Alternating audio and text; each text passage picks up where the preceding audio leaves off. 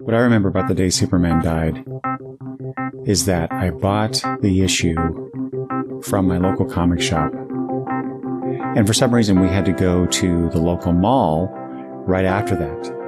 And so when we got there, I stayed in the car because I needed to read this issue immediately. And so my family went inside to do the shopping that we were there for. And I stayed in there and I picked up the polybagged issue. And I just kind of looked at it for a second, wondering if I should even open it because, it's polybagged. I thought I should have bought another one and kept that. This was the 90s, so that's what you did. You bought multiple issues, right? But anyway, but I didn't do that, of course. I only bought this one issue. And like I said, I hesitated, but I opened it and I pulled the issue out, and there was this black armband as well that came with it. And I put that aside and I pulled the issue out of the polybag. And I looked at the cover, and it was unlike anything I've ever seen before. It's the S shield, and it says below that, "Here lies Earth's greatest hero." It's a tombstone for Superman. And then I start reading the issue, and I've never seen a comic book produced this way before. It's all splash pages. And you see these two titans fighting each other for their very lives. And you see the reaction of Lois and Jimmy and other people that know Superman, know Clark Kent. You see the Kents at their home watching this on television. And that's probably the thing that struck me the most, is how the death of Superman impacted these characters, impacted his family, his friends. And even though I have an issue with the way that the story was told, with the narrator providing most of the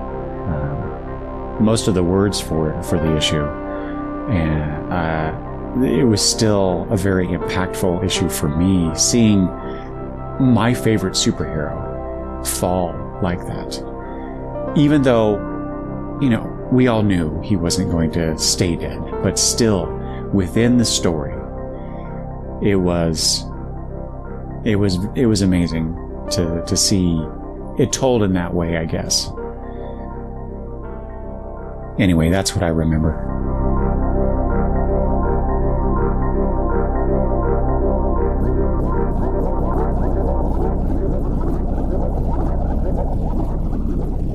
You're listening to Just Another Fanboy Presents The Death of Superman, episode number 2, Countdown to Doomsday.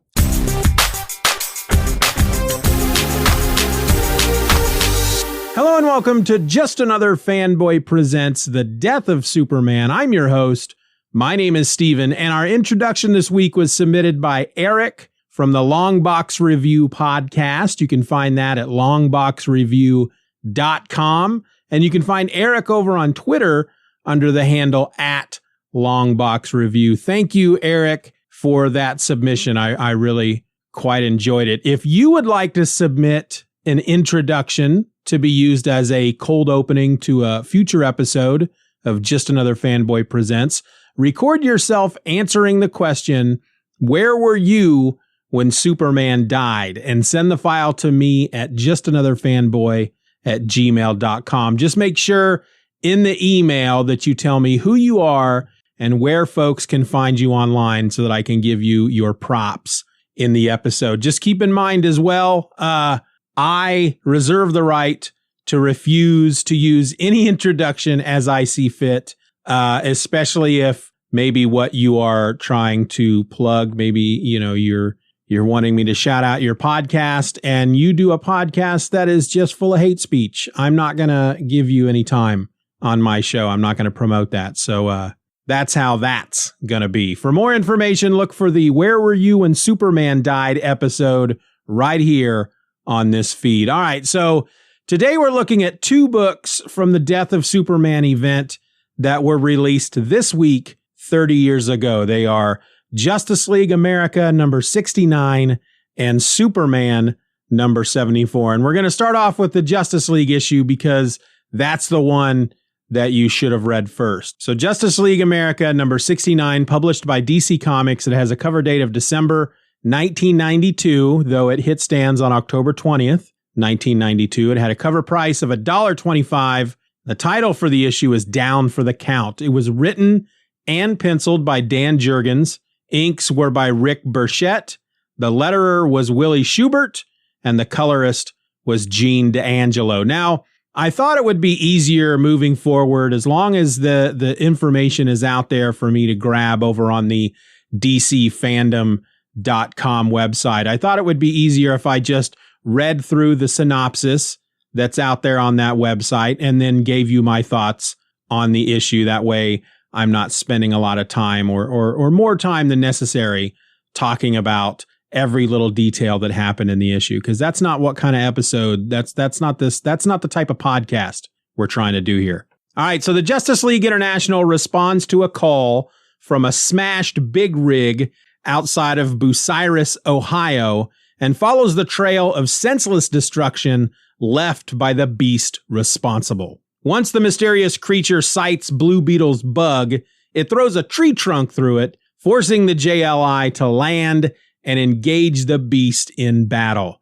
It systematically takes the team apart, finishing by punching Booster Gold into the stratosphere. In the meantime, Superman is interviewed on television by Cat Grant, cutting it short as he learns the network is broadcasting an emergency report on the Ohio battle. Booster Gold is caught in midair by Superman and declares it's like Doomsday is here, thus providing the monster with a name. All right, so yeah, while this was a Justice League book, it really kind of fit perfectly in the Death of Superman storyline.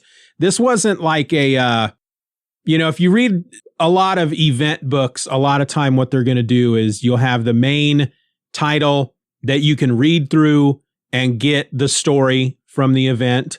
And then you have these tie-in books that aren't required reading, but they help to add a little bit more to the story, and it makes the story feel a bit bigger. This particular issue is, I feel, required reading. It's why they included it in the trade paperback. It's why it's included in all the collections. You need to read this if you're going to be reading the Death of Superman storyline. And while it is mostly a big punch 'em up, that's what a lot of these issues are going to be moving forward until we get to the actual moment where Superman dies. I think Dan Jurgens does a very good job, including a lot of slow, quiet moments within the issue. So it's not literally just people punching each other in the face. And part of that is this television interview that Superman does, being interviewed by Cat Grant. And it's being broadcast all over the world, of course, like a TV show would. But schools across America are showing this interview. It seems to be, they don't come right out and say it, but it feels like because of that this interview, because I should probably mention that in the studio is a live audience, and they're made up of local high school students. And so the purpose behind this interview is not just let's get an interview of Superman. It's more to, I guess, kind of provide information to high school students, because they do a question and answer. I mean, Cat Grant has an interview period with Superman, but the bulk of it is a question and answer with the students in the audience there that are in the studio. And Superman, I hate to say this, but Superman really kind of comes across as kind of a boring, goody-goody type of guy. And that's who he is.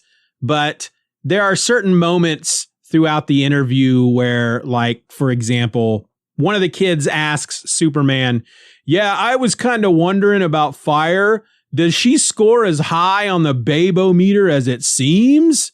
And Superman's response is, "Fire is good at her job and a terrific person. Next question." And the way the issue is formatted is each page has a panel at the top, one wide panel that features the interview and the question and answers. It features the interview with Superman and the students. And then the rest of the page is what's happening with the Justice League and Doomsday. And really, Doomsday is just tearing the Justice League apart. And I got to kind of wonder, at the time that I read this, and I'm sure I'll say this a couple of times in this episode, and because I'm sure it'll come up in my mind as I'm revisiting both of these issues, the Justice League America 69 and Superman 74, because both of them are very much, the Justice League is such a big part of both of these issues. I think about the Justice League team that is in this event and was around at the time compared to who we have in the Justice League now, because after Crisis on Infinite Earths, they kind of rebooted everything, and Keith Giffen and Kevin Maguire and the other guy whose name doesn't leap into my brain, they were given the task of rebooting the Justice League, and they were not able to use the big seven. They were not able to do your, what most people think of as the Justice League, which would be Batman, Superman, Wonder Woman, Flash, Green Lantern, Aquaman, possibly Hawkman, Martian Manhunter. They had a couple of them. They had Batman in the book when it started. They had Martian Manhunter. They had Captain Marvel, or as he's known now, Shazam. But by this point in the series, because they kind of had to stack the deck, they kind of had to fill the Justice League ranks with this new book with kind of more B-listers like Blue Beetle and Guy Gardner. They couldn't use Hal Jordan. They used Guy Gardner, and they couldn't use Jon Stewart either. And you had Booster Gold, and then Fire and Ice came on. And so by this point, unless you were reading DC Comics at the time, or unless you really know a lot about DC Comics, a lot of these characters you may not even recognize. Bloodwind is a big example. And there's a few moments throughout this Justice League issue where it's hinted at that Bloodwind is a very mysterious character. And Blue Beetle, at least once or twice, makes a note to himself that he's basically been kind of keeping his eye on Bloodwind, who has kept his past a secret. And when he uses his powers, he almost kind of masks his powers. So Blue Beetle has never been able to get kind of a handle on exactly what Bloodwind's powers are or how powerful he is. And there's a moment where you find out that Bloodwind is actually somebody. And I'm going to go ahead and spoil it.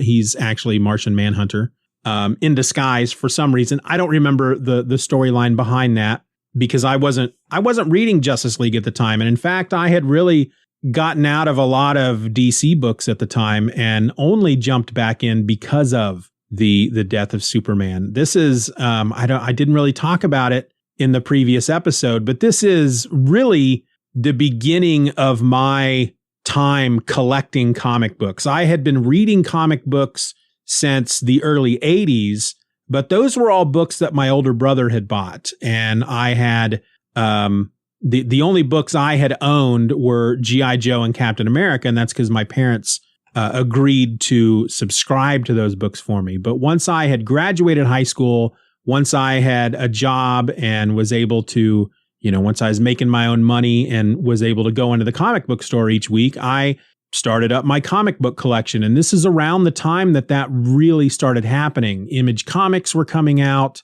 And, again, I wasn't really into the DC books anymore. I had been reading a lot of the post-crisis stuff in the late 80s and then kind of dropped out and then came back because of Death of Superman. So, for example, as I was reading this for the first time, I had no idea who Bloodwind was.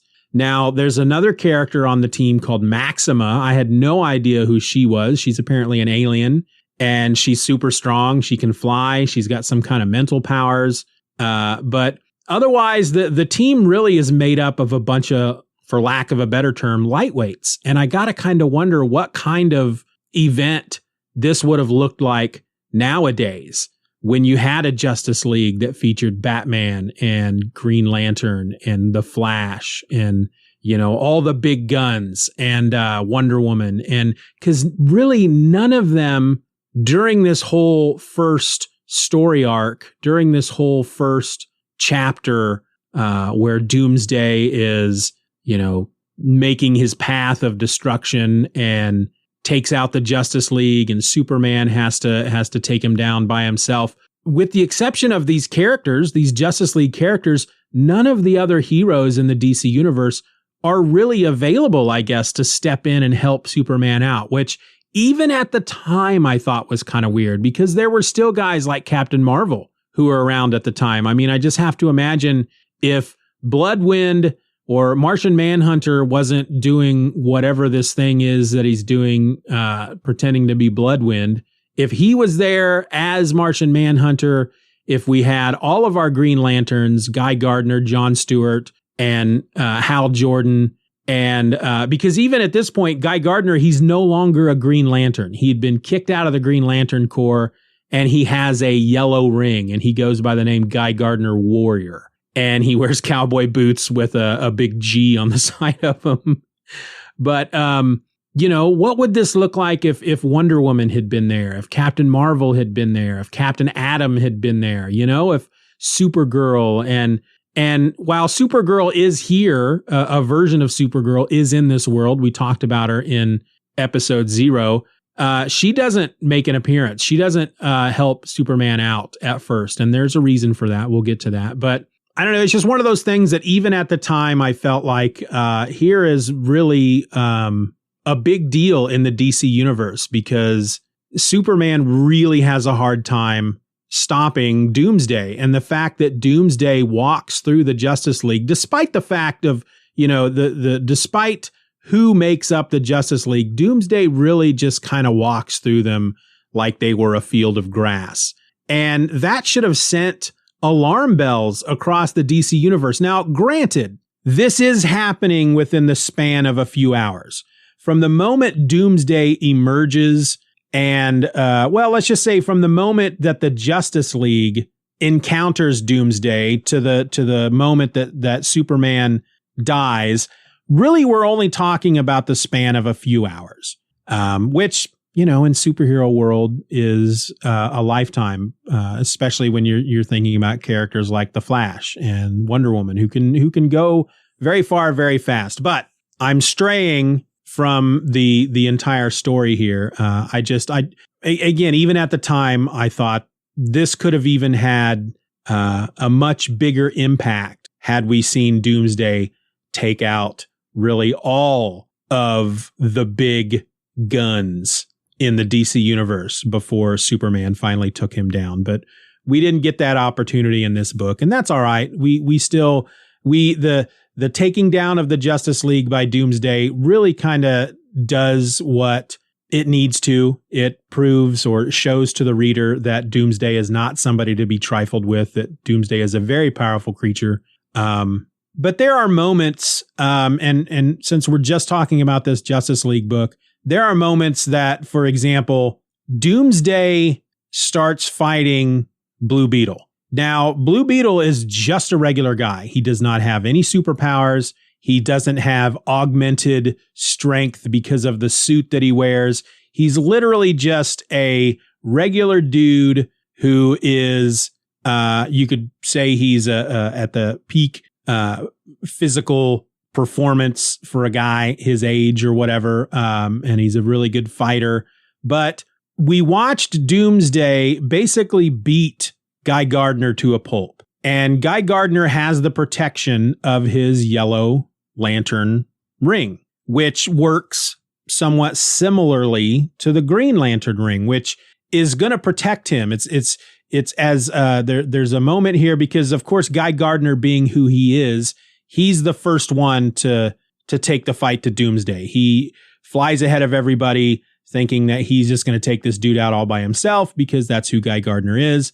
And Doomsday just beats the crap out of him. I mean, beats him to the point that Guy Gardner's face is so puffy and swollen that there's a moment that he can't see. His eyes are swollen shut. He cannot see. And this is while he has this protection of this ring providing a force field around him, which is very powerful, a very powerful force field. So if Doomsday is able to do that to him, and then we get these panels where Doomsday picks up Blue Beetle by his throat, slams his face into an oil, they're at an oil refinery. So there's these big oil tanks.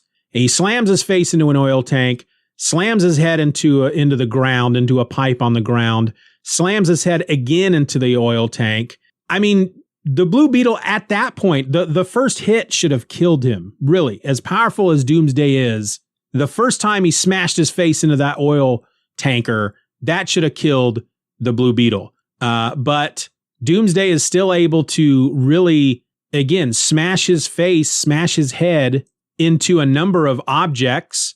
And while it does take Blue Beetle out of commission, I mean, he slips into a coma, I'm assuming. I don't remember. They don't really talk about it in the issue. We just know that he's unconscious and he's not moving. And Ice thinks that he might be dead, or at least he's dying. But the fact that didn't kill Blue Beetle, I feel like I'm angry. It's like I'm coming across as angry. That should have killed him. I mean, I love Blue Beetle. Ted Kord Blue Beetle is one of my favorites, and I'm glad he didn't die. I mean, they just kept him around to kill him later, but still, not in this event. But I felt that was just kind of a weird thing for them to do.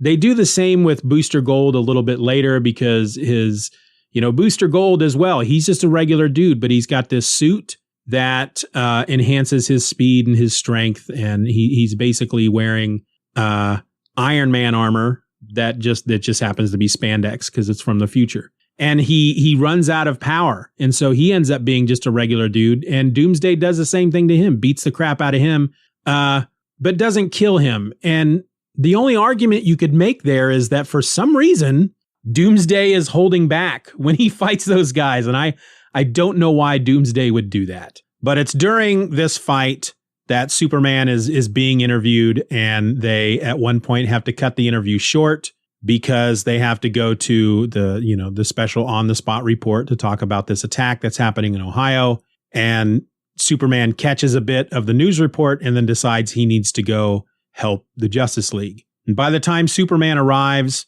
Booster Gold has learned that Ted Kord is practically dead.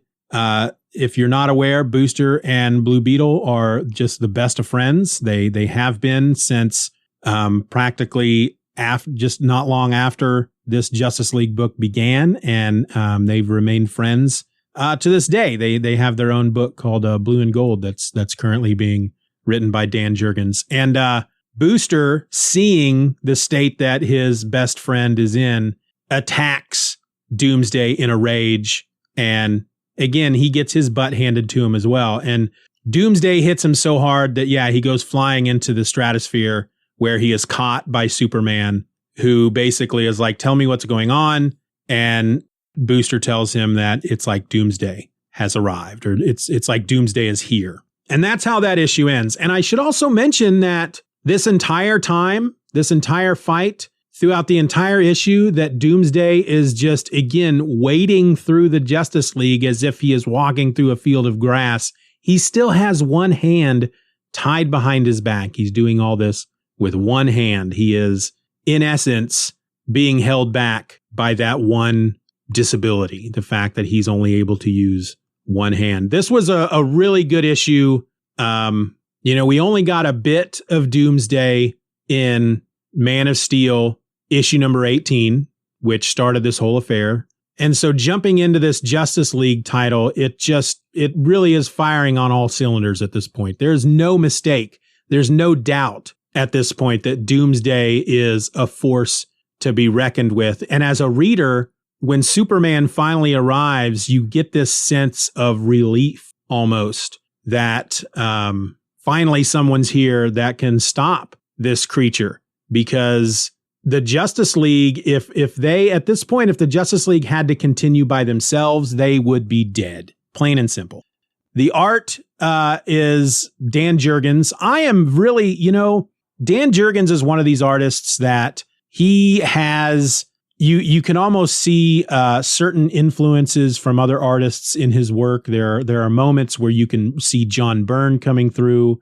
There are moments when you can see guys like Kirby and a lot of the old classic artists coming through. He definitely he's definitely influenced by the old school. And I believe he's a bit of a workhorse because he is drawing both Justice League and the Superman book in the same month. Now, when we get into the Superman book, we do find that while he's listed as pencils, I think someone else is listed as finishes. So he's not doing full pencils, I believe, in the Superman book, or at least the issue we're going to talk about next. But still, he's putting in a lot of pages each month, and it doesn't seem to affect the quality of his art too much. There are panels that just look gorgeous and some that look all right. Dan Jurgens is just one of these guys that when I read his stuff, I will come across certain pages and certain panels where I will just sit there and go, dang, that looks freaking great. I think I'm a Dan Jurgens fan. I think I'm going to stick him up there in the upper echelon of my favorite artists. And then 2 or 3 panels later, I'll be like, never mind. I mean, it's all right. He's all right. But he's just, I think it's very obvious that if Dan Jurgens was just kind of given the time to sit down and dedicate however much time he needed to do a book, that it would look just gorgeous from front to back. But I feel like he's probably of that school of thought as an artist where, as a comic book artist, you have to kind of, and I'm speaking as if I'm an expert, as if I know, as if I'm part of that world. But based on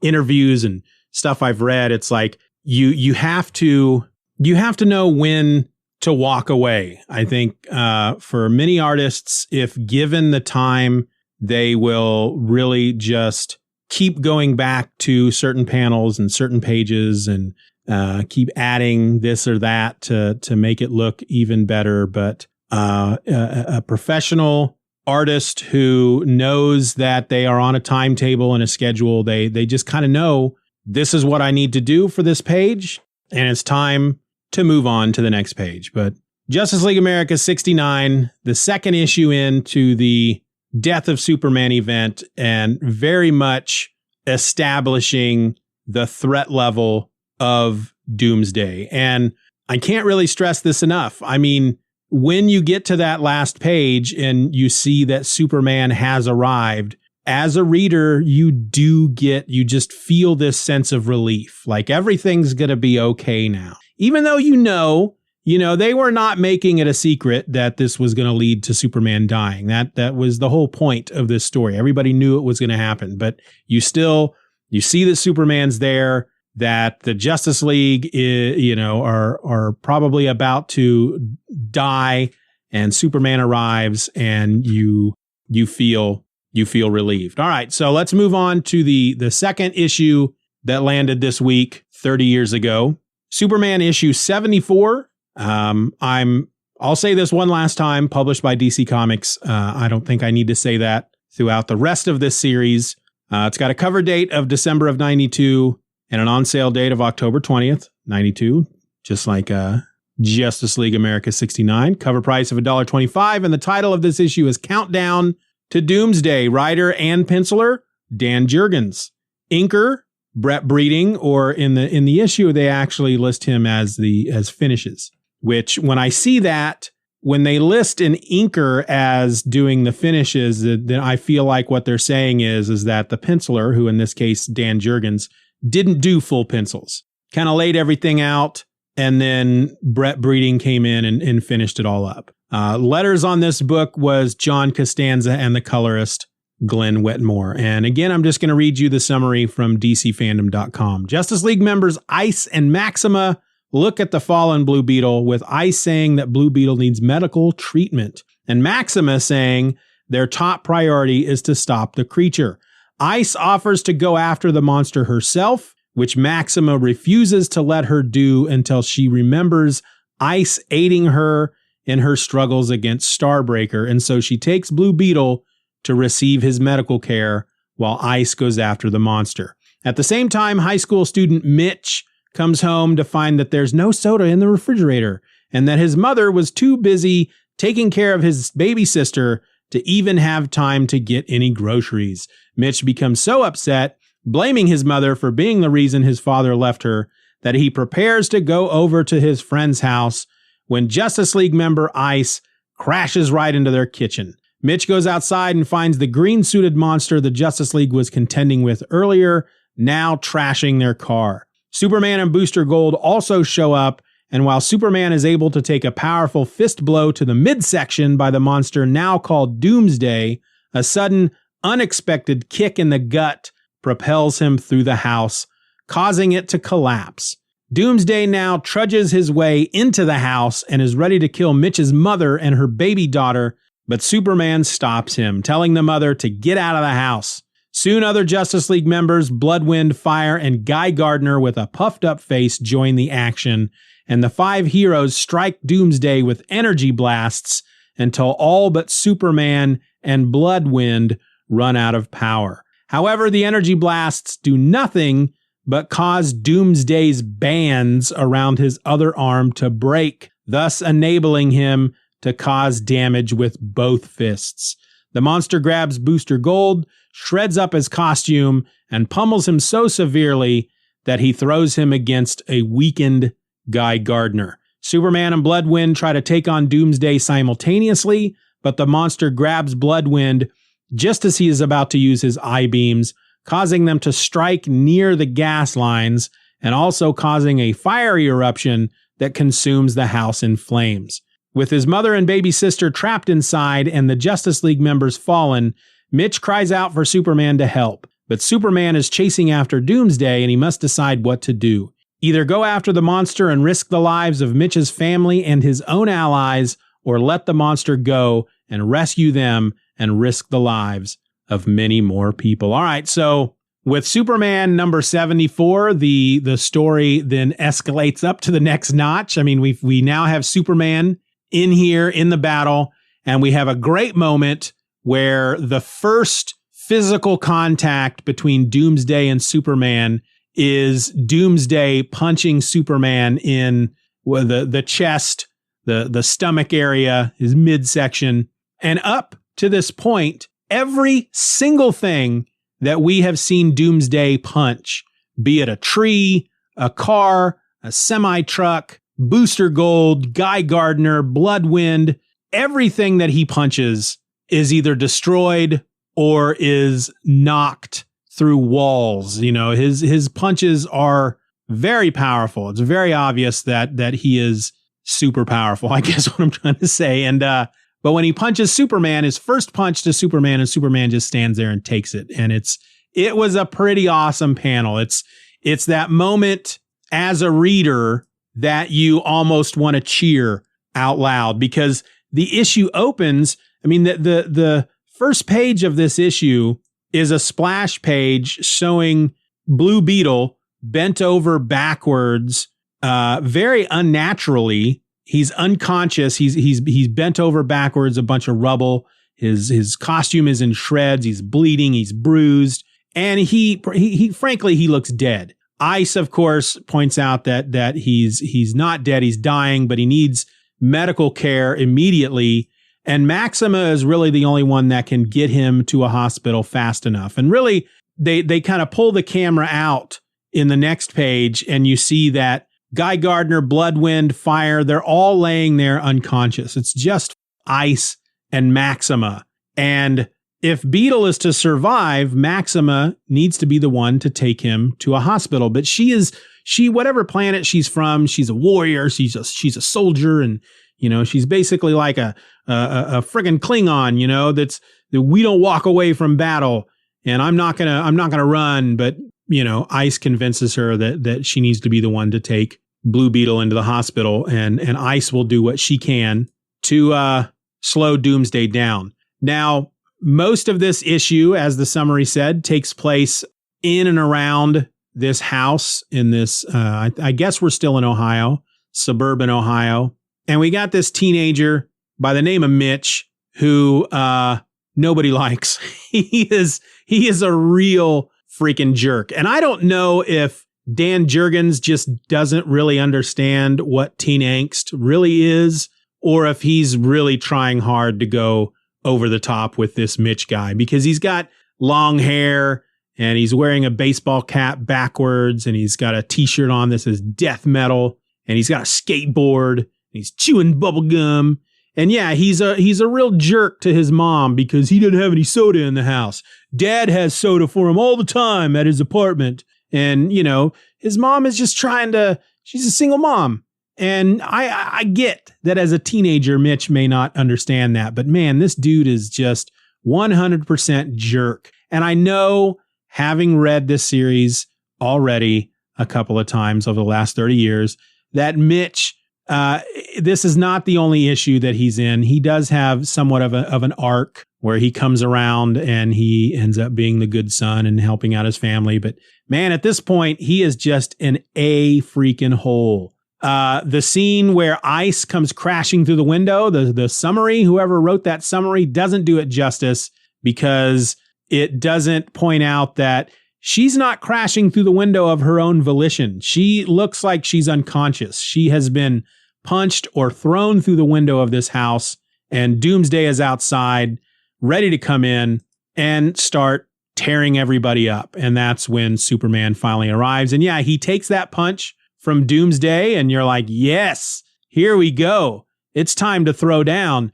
And Mitch, who obviously does not like Superman, it's made very clear that his favorite hero is Guy Gardner, which tells you all you need to know about Mitch. And when he sees Superman take that punch, his response is, big deal.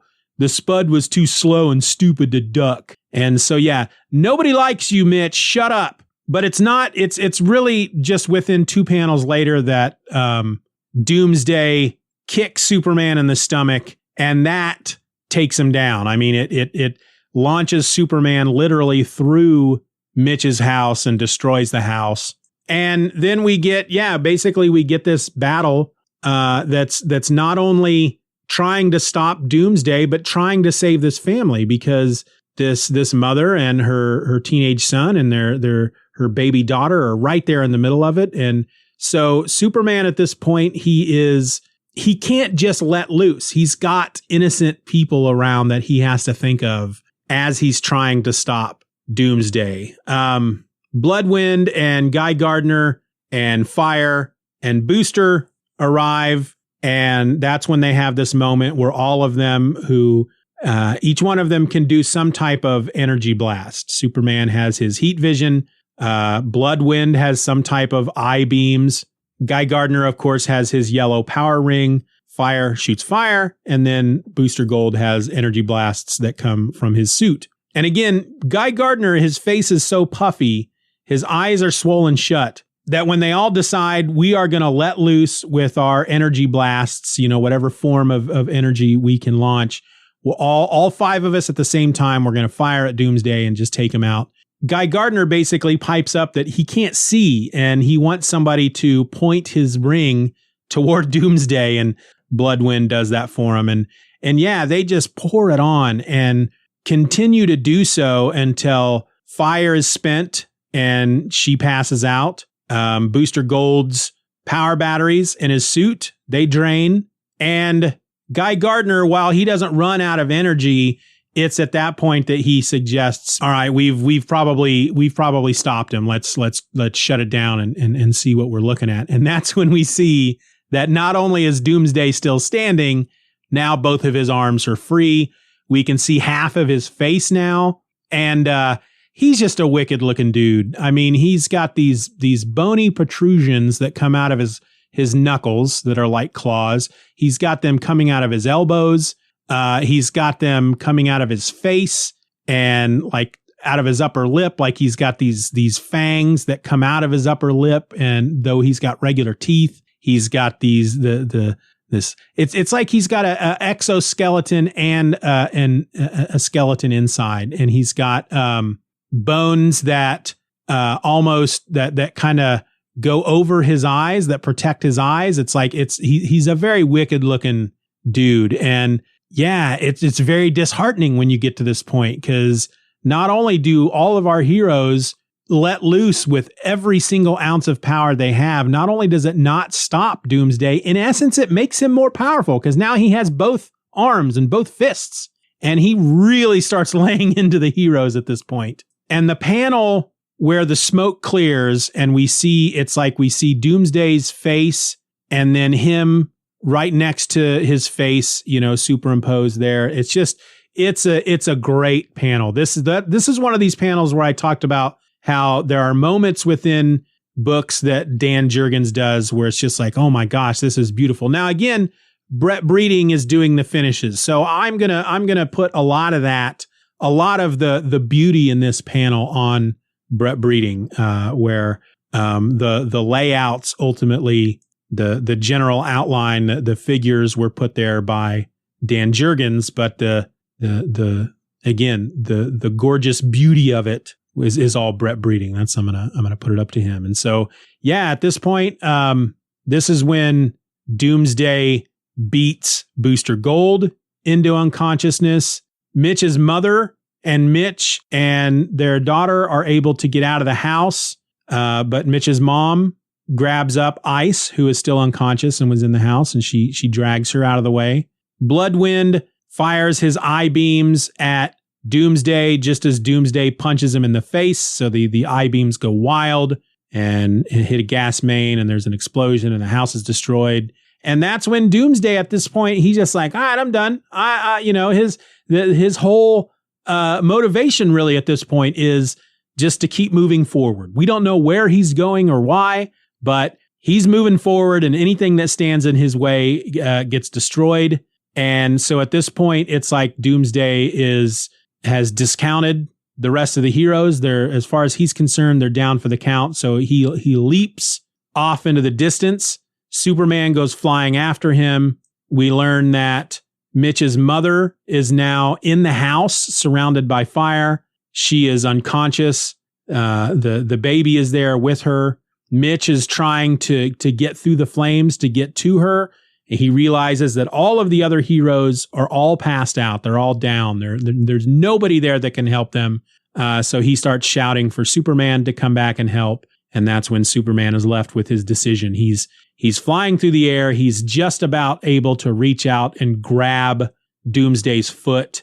And he has to decide, does he go back and save Mitch and his mom and the baby? Or does he try to stop Doomsday there and now? And, come on, that he has no choice. What he's going to choose. He's going to go back and he's going to help Mitch and his mom and the baby. This is like one of those dumb cliffhangers where that's the last page and you're like, oh my gosh, what's Superman going to do? You know what Superman's going to do.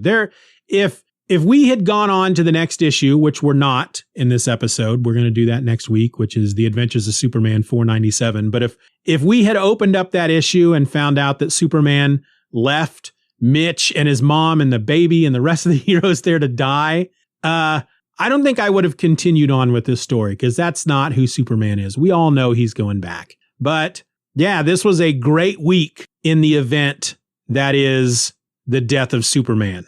2 issues, and since they were both written by Dan Jurgens, they really flowed together. They were basically like a part 1 and part 2. And I do remember, the feeling I remember from when last I read through this event, because we have, the creative teams on all 4 of these Superman books who meet once a year at the Superman Summit and map out what they're going to do, the big storyline. And you have the one editor, Mike Carlin, who oversees everything.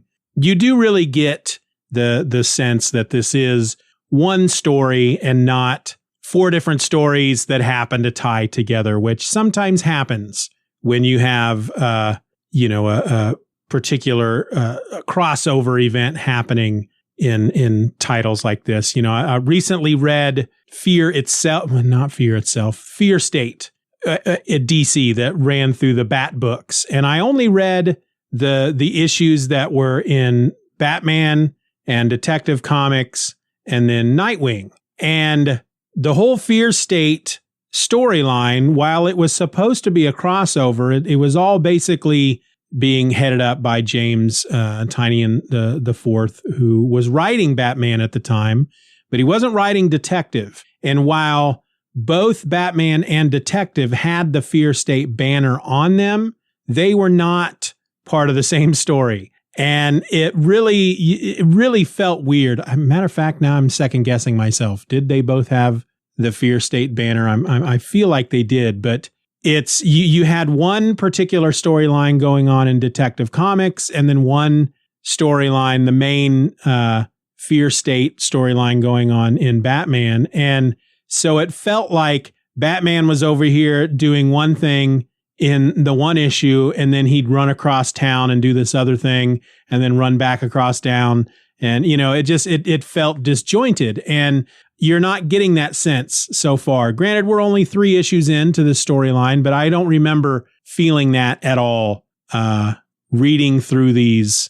I think I've read through this twice now. This might be my 3rd time through the Death of Superman. But next week, like most of the weeks, we had just one issue come out, Adventures of Superman, number 497.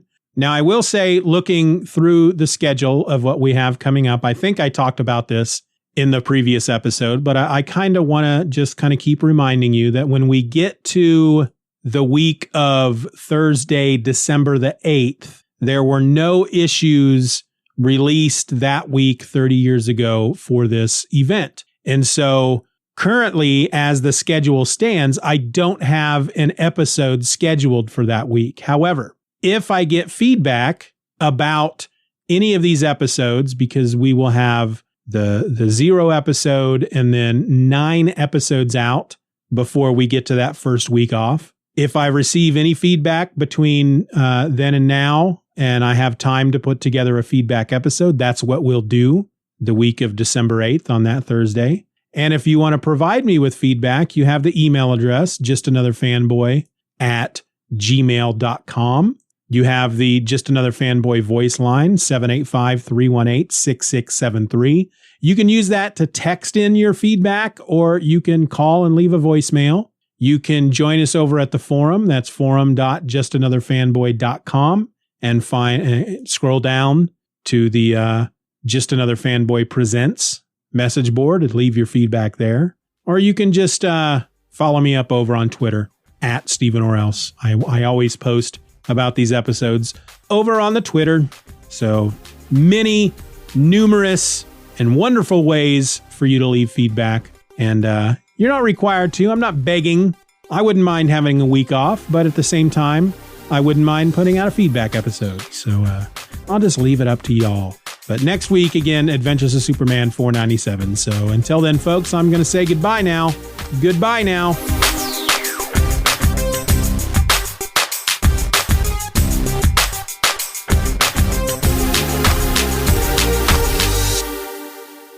Hello and welcome to Blah for Your Fart in their further fart face.